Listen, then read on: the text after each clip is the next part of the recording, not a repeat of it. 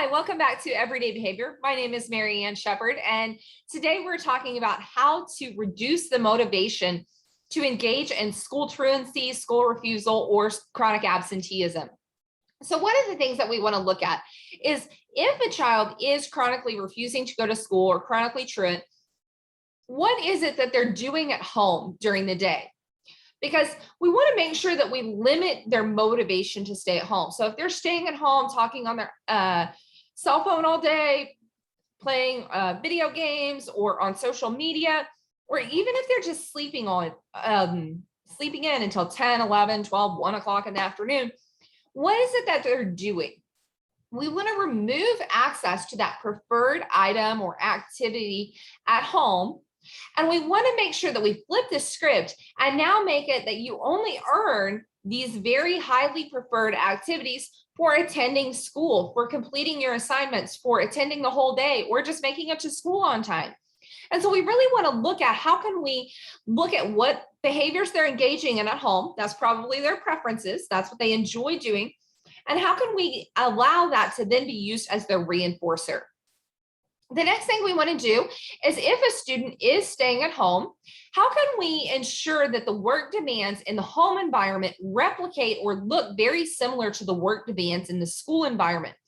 And so we want to make sure that the same number of assignments are required, the same amount of attention, the same amount of response effort or work is required at home. And so you can do these things through requiring virtual attendance or sending assignments home for completion, requiring assignments to be completed online, assigning those readings so that they're not getting out of work by staying home. The other thing that you want to do is you want to make sure that you're assessing or evaluating, is there something in the school environment that is punishing?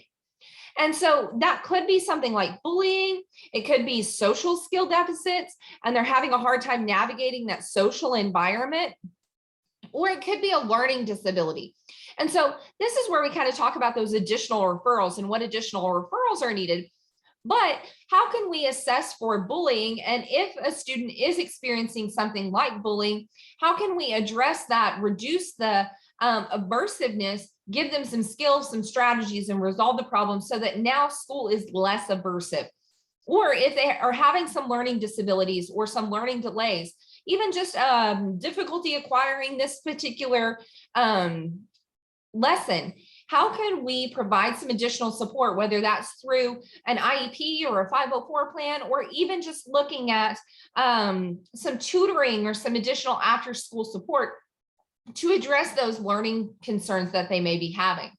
The last thing is school is very, very social. It is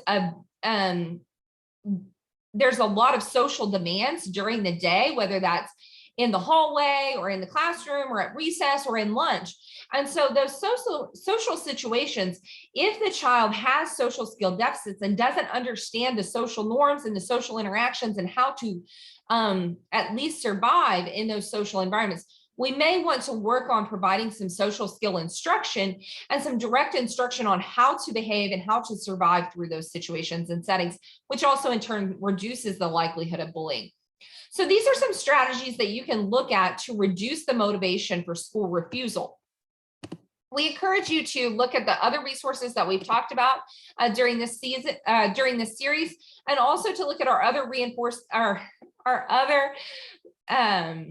series on YouTube or Facebook. So you can find additional resources at everydaybehaviors.com, or you can follow us on Facebook at Everyday Behavior with Dr. Mary Ann, or like us and subscribe below by hitting the red button on YouTube at Everyday Behavior with Dr. Mary Ann. Thank you. Have a great day.